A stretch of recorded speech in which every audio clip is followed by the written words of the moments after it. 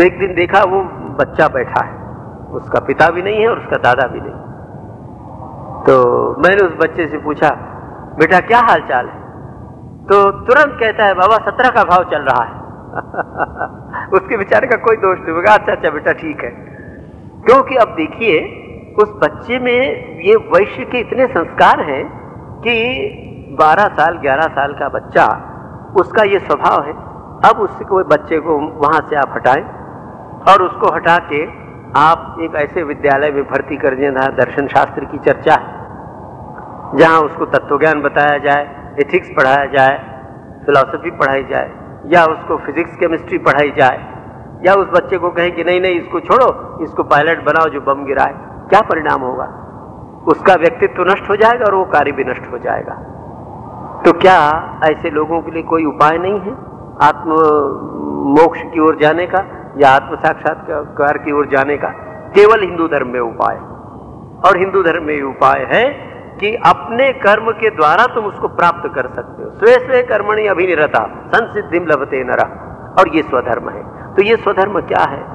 ये स्वधर्म ये है कि जो वृत्ति मुझ में प्रधान है, उस वृत्ति के अनुसार जब मैं अपने कर्तव्य कर्म का पालन करता हूं और उसमें मेरी स्वार्थ बुद्धि नहीं है, तो वो मेरी मुक्ति का मार्ग है।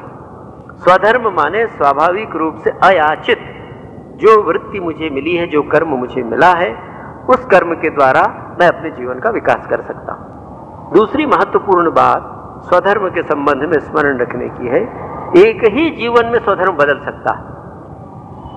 शूद्र परिवार में जन्म होकर एक व्यक्ति ब्राह्मणत्व को प्राप्त कर सकता है, और ब्राह्मण परिवार में जन्म लेके एक व्यक्ति अपने कर्मों से शूद्र हो सकता है।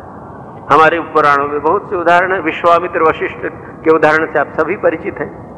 विश्वामित्र क्षत्रिय थे, सम्राट थे, जा रहे थे, आपको मालूम है। तो वो पूरी घटना न बताऊं, समय का अभाव हो जाता है। तो वो कहानी आप कैसे जानते हैं कि वशिष्ठ के यहाँ आश्रम में वो रुके और उनके साथ सेना भी थी बहुत।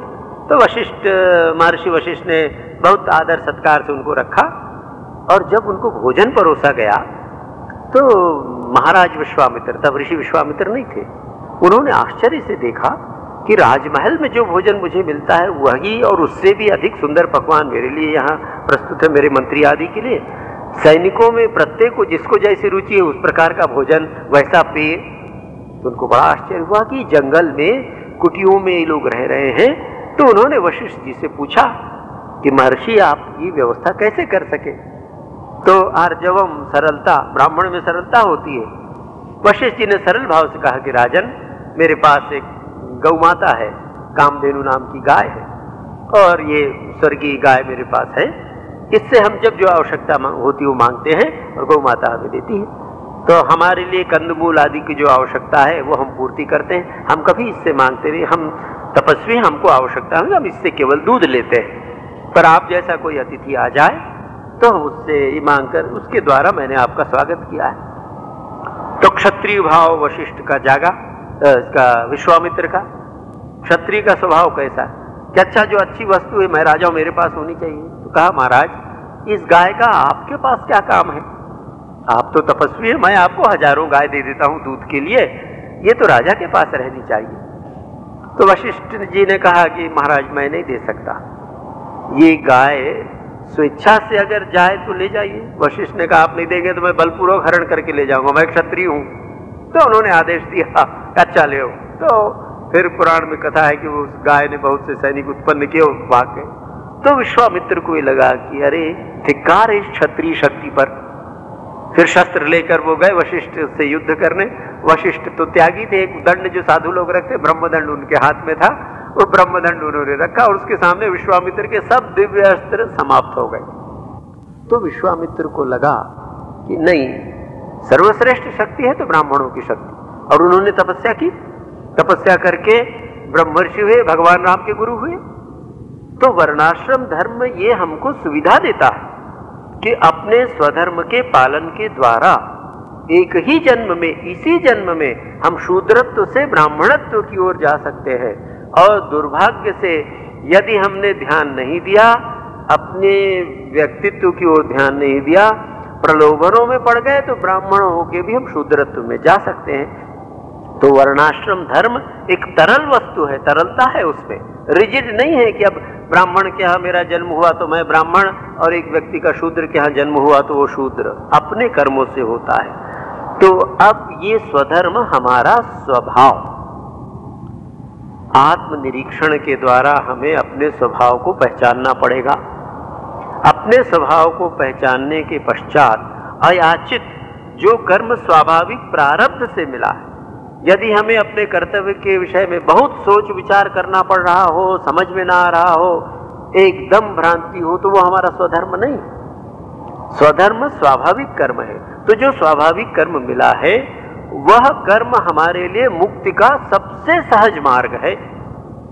ये स्मरण रखना होगा कि स्वधर्म के पालन के द्वारा ही हम मुक्ति पर पहुंच सकते हैं, या मोक्ष, मुक्ति या आत्म साक्षात्कार का मार्ग स्वधर्म के भीतर से होकर ही जाता है। स्वधर्म को त्यागना मुक्ति के मार्ग को त्यागना है। इसलिए जहां जिस अवस्था में हम हैं और जो स्वधर्म हमें मिला है उस स्वधर्म का पालन करें। कैसे करें? वही या तो निष्काम भाव से या प्रभु प्रीत्यर्थ लक्ष्य की प्राप्ति के लिए, तो वही स्वधर्म हमारी मुक्ति का मार्ग बन जाता है। तो ऐसा जो स्वधर्म है, ये स्वधर्म अर्जुन को क्षत्रिय के रूप में मिला था। दूसरा जो संदेह यहाँ होता है, ऐसा जो स्वधर्म हमको मिला है, इस स्वधर्म के संबंध में और एक बात स्मरण रखें। अगर मुझ में वैश्य की वृत्ति प्रधान है तो मेरे जीवन में ईश्वर प्राप्ति का मार्ग वैश्य कर्म के द्वारा है। मैं धन अर्जन करूं, उचित उपाय से जितना अधिक धन अर्जन कर सकता हूं, करोड़ों अरबों की संपत्ति अर्जित कर लूं, किंतु वही वहां शठता न हो, दुष्टता न हो, और उस संपत्ति के अर्जन के द्वारा मैं ईश्वर की ओर जाने का प्रयत्न करूं। तो जिसके पास जो है वही वस्तु ईश्वर को समर्पित करें। अगर एक वैश्य है जिसने बहुत धन संपत्ति अर्जित की है तो वो धन का समर्पण करे ईश्वर को, और अपने जीवन में अपनी वृत्ति के अनुसार अर्जित धन को समाज की सेवा में लगाए। नारायण, क्योंकि आदर्श क्या है? मोक्ष का आदर्श सर्वभूत हिते रताः, ये स्मरण रखना पड़ेगा। गीता एक संपूर्ण जीवन दर्शन देती है, तो जीवन दर्शन को टुकड़ों में नहीं बांटा जा सकता है। तो वैश्य भी जब स्वधर्म का पालन करेगा तो स्वधर्म के द्वारा भी उसको सर्वभूत हिते रताः करना है। क्षत्रिय भी जब स्वधर्म का पालन करेगा तो युद्ध के द्वारा शत्रुओं का वध करके या धर्म की रक्षा करके फिर सर्वभूत हिते रताः करेगा। ब्राह्मण भी जब अपने स्वधर्म का पालन करेगा तो अपने स्वधर्म के द्वारा वही लोक कल्याण, वही लोक संग्रह करेगा। शूद्र भी अपने धर्म के पालन के द्वारा वही लोक कल्याण, स्वधर्म या सर्वभूत हिते रताः की बात करेगा। तो अब ये जो स्वधर्म हमें मिला है, इस स्वधर्म के द्वारा हम समाज को कितना व्यवस्थित कर सकते हैं, सोचकर देखिए। जो स्वधर्म मुझे मिला है उसके पालन के द्वारा यदि मुझे मोक्ष प्राप्त करना हो तो मेरा कर्तव्य है कि उसको मैं जितनी अच्छी तरह कर सकता हूं करूं। ठीक, पर किसके लिए? उद्देश्य, उसका एकमात्र उद्देश्य यही है कि उसके द्वारा स्वामी विवेकानंद जी ने बताया, आत्मनो मोक्षार्थम जगत हिताय च। तो स्वधर्म के पालन में वैश्य को धन कमाने के मार्ग से जाना पड़ेगा, क्षत्रिय को शौर्य से, वीर्य से, युद्ध का मार्ग हो तो युद्ध के मार्ग से जाना पड़ेगा, ब्राह्मण को शमदम शौच तपस्या आदि के माध्यम से, और शूद्र को उस माध्यम से। अब इसमें कहाँ दोष है, कहाँ छोटा बड़ा है? कहीं नहीं है। हमने रूढ़िगत बनाकर इसको शूद्र को छोटा अछूत बना लिया या ब्राह्मण को श्रेष्ठ बना लिया, क्षत्रिय उससे कम और वैश्य उससे कम। ऐसा कुछ कहीं भेद नहीं है। अपने अपने कर्म के द्वारा ईश्वर को प्राप्त करना है। तो ऐसा जो स्वधर्म है, इस स्वधर्म की पहचान हमको आत्मनिरीक्षण और गुरुजनों के सत्संग से करना पड़ेगा। यदि हमें बात समझ में ना आ रही हो तो अपने चरित्र का ठीक से निरीक्षण करके उसके द्वारा जो कर्म हमें स्वाभाविक जन्म से मिला है, प्रारब्ध से मिला है, उसका पालन करते रहे। उसका पालन करते करते अवश्य ऐसी व्यवस्था हो जाती है ईश्वर की कृपा से कि आगे का मार्ग बताने के लिए कोई न कोई अवश्य मिलेगा।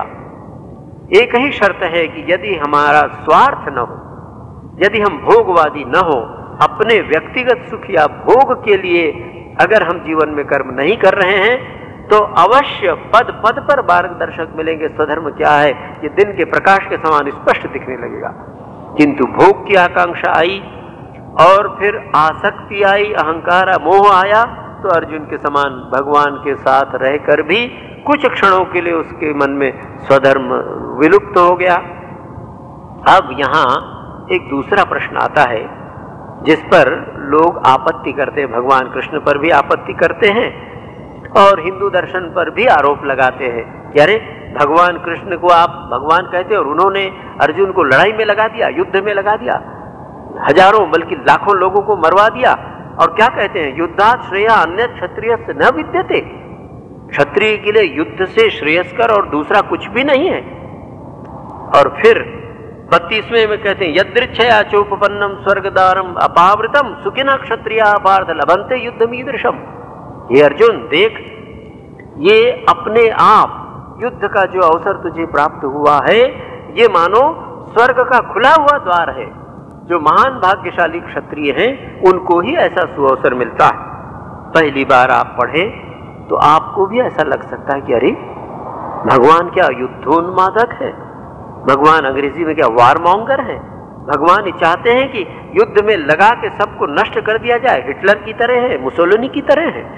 पहली बार तो ऐसे ही लगता है, पर भगवान ये ठीक जानते थे कि भगवान जैसा मनोवैज्ञानिक और कहीं नहीं हुआ है, इस युग में तो नहीं, किसी भी युग में मुझे नहीं लगता कि इससे बड़ा मनोवैज्ञानिक हमें कोई मिलेगा। भगवान ये जानते थे कि जिस व्यक्ति का जो स्वभाव है उस स्वभाव के द्वारा अनुसार ही उसको ईश्वर की ओर ले जाना पड़ेगा। अर्जुन एक तो जन्मना क्षत्रिय था, जन्म से क्षत्रिय हुआ था, फिर कर्मणा एकदम क्षत्रिय था। किशोर अवस्था से जब से उसने चलना फिरना या थोड़ा बड़ा हुआ होगा, सीखा होगा, तब से धनुषबाण हाथ में पकड़ाया गया, तब से युद्ध की बात सिखाई गई। तो जन्म भर सारे जीवन जिसने क्षत्रित्व का स्वभाव अर्जन किया और पोषण किया है, जिसके मन में एक ही आकांक्षा है कि जब समय आएगा देख लूंगा, अपना अधिकार युद्ध के द्वारा प्राप्त करूंगा, जो दूसरा उसमें बाधा देगा उसका वध कर दूंगा, जो ईश्वरत्व का भाव, अधिकार प्राप्ति का भाव, शासन करने की इच्छा, राज्य प्राप्ति की इच्छा, ये जो क्षत्रित्व का स्वभाव है, इस अर्जुन के क्षत्रियत्व के स्वभाव को एक क्षण में युद्ध के समय क्या नष्ट किया जा सकता था? मोह के कारण उसके मन में जो ये बात आ गई थी कि नहीं नहीं इनको मारना ठीक नहीं, मैं भाग जाऊं। भगवान ठीक जानते थे कि एक अवसर है, प्रत्येक के जीवन में स्वधर्म का पालन एक अवसर है। ये अवसर से अगर हम चूक गए तो सारा जीवन नष्ट हो जाएगा। भगवान ठीक जानते थे कि अर्जुन अगर इस अवसर से चूक गया, अगर वो पलायन कर गया तो जीवन भर विषाद में डूबा रहेगा, जीवन भर दुखी रहेगा, उसको फिर कोई नहीं उबार सकता है। उसकी तो उसका एक ही इलाज है, एक ही उपाय है, और उपाय ये है कि इस अवसर का उपयोग कर ले। क्या उपयोग कर ले? क्षत्रिय था तो युद्ध करना उसका पक्ष था। फिर आगे अपन देखेंगे कि उद्देश्य की बात इसी में आएगी, 38वें श्लोक में अपन देखेंगे। अभी यहाँ ये देखिए कि अर्जुन का जो स्वभाव है वो स्वभाव क्षत्रिय का स्वभाव है और युद्ध का अवसर आया है।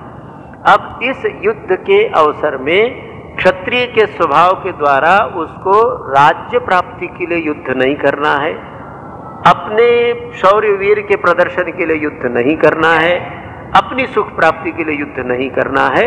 तो यही स्वधर्म मुक्ति का मार्ग है। दुर्योधन भी युद्ध कर रहा है, दुर्योधन भी क्षत्रिय है, किंतु दुर्योधन का स्वधर्म पाप का कारण हुआ, उसके विनाश का कारण हुआ, उसकी मुक्ति से एकदम वो दूर हो गया, जबकि अर्जुन का युद्ध उसको मोक्ष की ओर ले गया। ये उद्देश्य का अंतर था।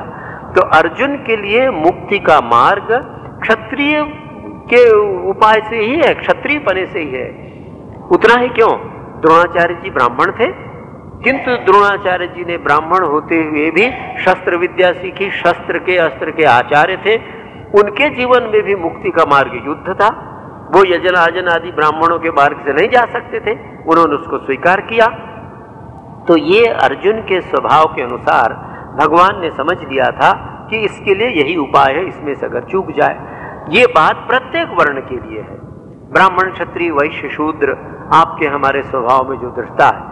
यदि वैश्य कुल में जन्म हुआ है तो हमारे लिए मुक्ति का मार्ग यही है कि हम व्यवसाय आदि के द्वारा अधिक से अधिक धन अर्जित करें, और जैसा भगवान ने बताया उस धन का व्यक्तिगत भोग में अगर उपयोग न करें, अपनी आवश्यकताओं की पूर्ति करने के पश्चात जितना धन बचा है वो सर्वभूत हिते रताः है।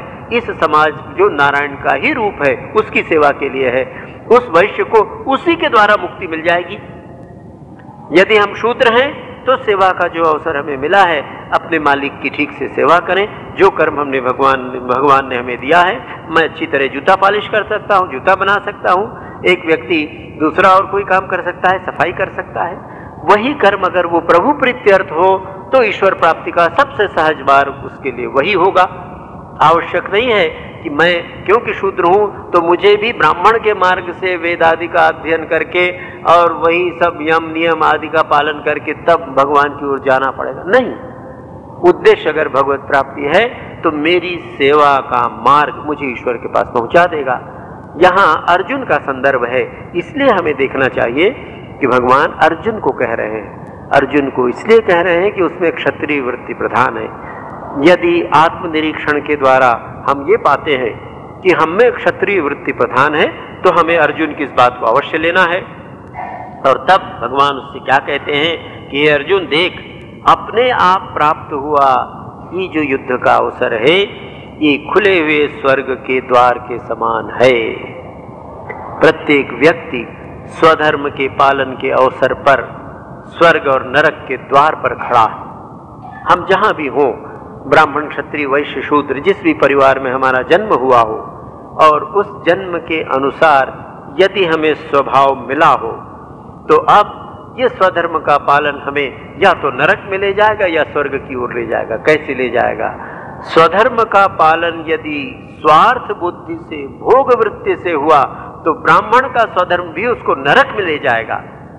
यदि ब्राह्मण की जो वृत्ति है यजन आजन पठन पाठन या इस प्रकार शास्त्र की चर्चा, धर्म की चर्चा, ये ब्राह्मण या ब्राह्मण वृत्ति का पालन करने वाले ये जो सन्यासी कथाकार आदि लोग हैं, ये लोग यदि इस ब्राह्मण वृत्ति के द्वारा धन नाम यश अर्जन करना चाहें तो वो नरक का द्वार उनके लिए खुला है। यद्यपि लगता है कि ये तो इतने बड़े ब्राह्मण हैं, वेद के ज्ञाता है, भागवत के ज्ञाता है, गीता के ज्ञाता है और निरामिषाशी है और सब प्रकार जो तथाकथित ब्राह्मणों के बाह्य आचरण है, बाह्य आचरण में पूर्ण है, पर अगर उनका उद्देश्य उसमें धन कमाने की इच्छा हो, उसमें नाम यश की इच्छा हो, प्रणाम कराने, पूजा कराने, अपनी पूजा करवाने और प्रणाम करवाने की इच्छा हो, तो ये स्वधर्म का पालन उस ब्राह्मण को नरक में ले जा रहा है। इसलिए स्वधर्म का द्वार नरक और स्वर्ग के मध्य में है। इसीलिए भगवान कह रहे हैं कि देख, ये स्वर्ग का द्वार अपावृत खुला हुआ है तेरे लिए, किंतु यदि स्वधर्म का पालन तू, अर्जुन ने क्या पूछा था, यत् श्रेयसा तत् निश्चितम ब्रूहि। यहाँ और आपसे निवेदन करूं, पूरी गीता को एक साथ पढ़ना पड़ेगा संदर्भ देखकर। कोई 2-4 श्लोक लेकर हम यदि उस पर विचार करेंगे तो गलती हो जाए, गड़बड़ हो जाएगी। अर्जुन का मूल प्रश्न वही था। अपन ने देखा है गीता के 2 अध्याय के 7वें श्लोक में अर्जुन पूछता है, ये नहीं पूछता है कि मैं लड़ाई करूं या ना करूं, ये हिंसा या अहिंसा, किसी को मारूं या न मारूं, सीधे पूछता है कि क्या मैं धर्म सम्मूढ़ चेता पृच्छामि त्वाम, धर्म क्या है ये मैं नहीं जानता हूं, एकदम विमूढ़ हो गया हूं, तो धर्म सम्मूढ़ हो गया, मेरा चित्त धर्म के विषय में भ्रमित हो गया है। इसलिए पृच्छामि त्वाम यत् श्रेयः स्यात्, मेरे लिए जो परम कल्याणकारी हो वो आप मुझे बताइए। तो भगवान अर्जुन को बता रहे हैं तेरे लिए परम कल्याणकारी यही है कि इस अवसर पर ये जो युद्ध का अवसर आया है, ये युद्ध तेरे लिए स्वर्ग का द्वार है। तो स्वर्ग माने कोई भौगोलिक स्थिति नहीं है कि जैसे यहाँ से चले गए तो हिमालय में कहीं पहुंचे तो वहां स्वर्ग होगा, या जैसे हम लोगों की कल्पना है। स्वर्ग एक मानसिक अवस्था है। स्वामी विवेकानंद जी बताते हैं कि हमारा मन तरंगों में चलता है, तो हमारा मन शरीर के साथ समाप्त नहीं होता। शरीर तो समाप्त हो जाएगा, मृत्यु हो जाएगी, मृत्यु के पश्चात भी मन बचा रहता है सूक्ष्म शरीर में। तो स्वर्ग अर्थात यदि सद्गुणों से, सत्कर्मों से हमने ऐसी मानसिक तरंगे उत्पन्न कर ली हैं, जो तरंगे स्वर्ग का जो वर्णन है पुराणों में वैसा है, तो हम उस प्रकार की स्थिति को प्राप्त करेंगे। तो वहां उस प्रकार की स्थिति भी हो सकती, वैसा शरीर भी हो सकता, वैसा लोक भी हो सकता है, पर ये कोई भौगोलिकता नहीं है, मूलतः एक मानसिक अवस्था है। और नारकीय अवस्था नरक है। नरक का अनुभव तो यहीं आप देख सकते हैं, कितने ऐसे लोग हैं जो नारकीय जीवन जी रहे हैं। हम लोगों के पास आते हैं, तो जिनकी मैं बात बता रहा था अत्यंत दुखी थे, मुझे बहुत दुख हुआ उनकी अवस्था देखकर। ठाकुर से प्रार्थना करें प्रभु उनका कल्याण करें। ऐसे कुछ करोड़पति नारकीय धनिकों को देखने का अवसर जीवन में दुर्भाग्य से आया है। ये क्यों हुआ है? नारकीय अवस्था यही स्वधर्म का ठीक से पालन न करने के कारण। तो भगवान कह रहे हैं कि अर्जुन देख, तू क्षत्रिय है और तेरा ये धर्म है कि ऐसा युद्ध अपने आप अर्जुन युद्ध नहीं चाहते थे, भगवान भी युद्ध नहीं चाहते थे। भगवान ने अंत तक प्रयास किया था, कहा स्वयं दूत बनकर गए। जब ये प्रसंग आया, आप सब जानते हैं, और गीता को समझने के लिए महाभारत के इन प्रसंगों को भी ध्यान में रखना चाहिए। भगवान जब दूत बनकर गए तो अंत में भगवान ने दुर्योधन से कहा गुरुजनों के सामने कि भाई हमको राज्य नहीं, 5 गांव तुम दे दो, 5 गांव से ही पांडव संतुष्ट रहेंगे। तो दुष्ट दुर्योधन ने कहा 5 गांव, सुई की नोक से छेदने पर जितनी भूमि होती है उतनी भूमि भी मैं बिना युद्ध के नहीं दूंगा। तो फिर ये युद्ध अपने आप आया, अर्जुन नहीं चाहते थे। इसलिए भगवान अर्जुन से कह रहे हैं कि देख ये युद्ध कैसे है, यदृच्छया च उपपन्नम, अपने आप आया हुआ युद्ध स्वर्ग द्वारम। तो अपने आप जो कर्तव्य का पालन स्वधर्म हमारे लिए आया है उस स्वधर्म का पालन करना चाहिए, क्योंकि वो स्वर्ग का द्वार है या मुक्ति का मार्ग है। स्वधर्म के पालन के बिना चित्त शुद्धि नहीं हो सकती है। स्वधर्म को त्यागना मुक्ति के मार्ग को त्यागना है। जीवन में पलायन के द्वारा कभी व्यक्ति किसी उच्च स्थिति को प्राप्त नहीं कर सकता है, पलायन विनाश में ही ले जाएगा। धर्मव्याद की बहुत प्रसिद्ध कथा है, धर्मव्याद की बाद में चर्चा होगी। तो ये जानकर रखना है। आज का जो वक्तव्य है, जो आपसे मैं निवेदन करना चाहता हूँ, भगवान जो अर्जुन को बता रहे हैं और अर्जुन के माध्यम से आपको और हमको बता रहे हैं, गीता के 2 अध्याय के 31वें से लेकर 38वें तक, 38वें में वो मार्ग है, 37वें कह लीजिए, 38वें तक, इन 8 श्लोकों में जो स्वधर्म की चर्चा, स्वधर्म का मार्ग है, उस स्वधर्म का पालन हम करें। इस स्वधर्म के पालन के लिए न तो हमें घर छोड़ने की आवश्यकता है, न परिवार छोड़ने की आवश्यकता है, न वृत्ति बदलने की आवश्यकता है। जो जहां जिस अवस्था में है, जैसा है, केवल हमें दृष्टि बदलनी है, सृष्टि नहीं बदलनी है, दृष्टि भर बदलना है। और दृष्टि यही बदलनी है कि जो कर्तव्य हमें जीवन में मिला हुआ है वो हम प्रभु प्रीत्यर्थ करेंगे, मुक्ति के लेकर श्रेय के लिए। अर्जुन ने पूछा यत् श्रेयः स्यात्। सारी गीता में ये बात हम स्मरण रखेंगे, स्मरण रखने का प्रयत्न करेंगे कि गीता का एकमात्र उद्देश्य है मनुष्य को कैसे मुक्ति मिले, कैसे परम श्रेयस की प्राप्ति हो। उसी श्रेय की प्राप्ति के लिए अर्जुन पूछ रहा है। इसलिए अर्जुन हमारे प्रतिनिधि हैं, हमारे लिए वो पूछ रहे हैं और भगवान ने ये उत्तर बताया है। आगामी रविवार पुनः आप लोगों की सेवा में उपस्थित रहूंगा, आगे चर्चा होगी। हरि ओम। ओम शांति शांति शांति। हरि ओम तत्सत्। श्री राम कृष्णार्पणमस्तु।